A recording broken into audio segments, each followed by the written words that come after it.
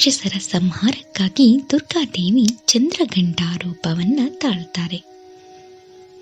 ಬ್ರಹ್ಮ, ವಿಷ್ಣು, ಮಹೇಶ್ವರ ಈ ಮೂವರ ಶಕ್ತಿಗಳು ಈ ರೂಪದಲ್ಲಿ ಸೇರಿದೆ. ಕೈಯಲ್ಲಿ ಖಡ್ಗ, ತ್ರಿಶೂಲ, ಬಿಲ್ಲು ಮತ್ತು ಗದೆಯನ್ನ ಹಿಡಿದಿರುತ್ತಾಳೆ. ಅವಳ ಹಣೆಯ ಮೇಲೆ ಅರ್ಧಚಂದ್ರನು ಗಂಟೆಯ ಆಕಾರದಲ್ಲಿ ಇರುತ್ತಾನೆ. ಆದ್ದರಿಂದ ಅವಳನ್ನ ಚಂದ್ರಘಂಟ ಎಂದು ಕರೆಯುತ್ತಾರೆ. ಭಕ್ತರಿಗೆ ತಾಯಿಯ ಈ ರೂಪವು ಶಾಂತ ಮತ್ತು ಕರುಣೆಯ ರೂಪವಾಗಿದೆ.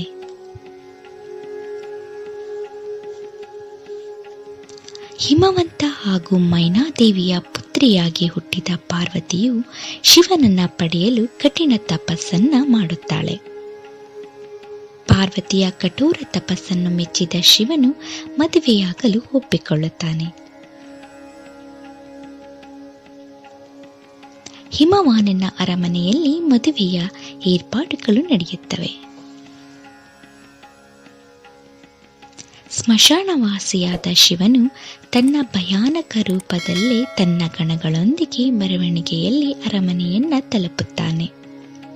ಬೂದಿಯಿಂದ ಮುಚ್ಚಲ್ಪಟ್ಟ ಶರೀರ, ಕೊರಳಿನಲ್ಲಿ ಸುತ್ತಿದ ಹಾವುಗಳು, ಗಂಟಿನಂತಿರುವ ಜಟಾಧಾರಿಯಾದ ಶಿವ, ಅವನೊಂದಿಗೆ ಗಣಗಳು, ಋಷಿಮುನಿಗಳು, ಅಘೋರಿಗಳನ್ನೊಳಗೊಂಡ ವಿಚಿತ್ರ ಮೆರವಣಿಗೆಯನ್ನ ನೋಡಿ ಪಾರ್ವತಿಯ ತಾಯಿ ಮೂರ್ಛೆ ಹೋಗುತ್ತಾಳೆ.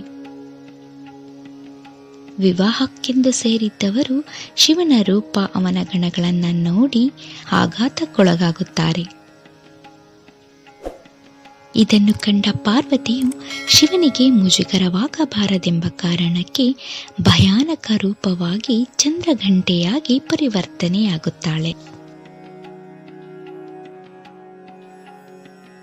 ಚಂದ್ರಘಂಟೆಯ ರೂಪ ತಾಳಿದ ಪಾರ್ವತಿಯು ಶಿವನಿಗೆ ಸುಂದರವಾದ ವರನ ರೂಪವನ್ನ ತಾಳಲು ಪ್ರಾರ್ಥಿಸುತ್ತಾಳೆ. ಪಾರ್ವತಿಯ ಮಾತಿಗೆ ಒಪ್ಪಿದ ಶಿವನು ಸುಂದರ ವರನ ರೂಪ ತಾಳಿ ಆಭರಣಗಳಿಂದ ಅಲಂಕೃತನಾಗಿ ಕಾಣಿಸಿಕೊಳ್ಳುತ್ತಾನೆ. ಶಿವ ಹಾಗೂ ಪಾರ್ವತಿಯ ವಿವಾಹವು ಸಾಂಗವಾಗಿ ನೆರವೇರುತ್ತದೆ. ಹೀಗೆ ಶಿವ ಹಾಗೂ ಪಾರ್ವತಿಯ ವಿವಾಹದ ದಿನವನ್ನ ಪ್ರತಿ ವರ್ಷ ಮಹಾಶಿವರಾತ್ರಿ ಎಂದು ಆಚರಿಸಲಾಗುತ್ತೆ. ದುಷ್ಟರ ಸಂಹಾರ ಮಾಡಲು ಸದಾ ಸಿದ್ಧವಾಗಿರುವ ಭಂಗಿಯಲ್ಲಿರುವ ಚಂದ್ರಘಂಟೆಯ ಘಂಟನಾದದಿಂದಲೇ ಸಾವಿರಾರು ಅಸುರರು ನಿರ್ನಾಮವಾದರು. ಈಕೆಯ ಕೃಪೆಯಿಂದ ಭಕ್ತರ ಎಲ್ಲ ಪಾಪಗಳು, ಕಷ್ಟಗಳು, ದೈಹಿಕ ನೋವು, ಮಾನಸಿಕ ತೊಂದರೆಗಳು ನಿವಾರಣೆಯಾಗುತ್ತದೆ.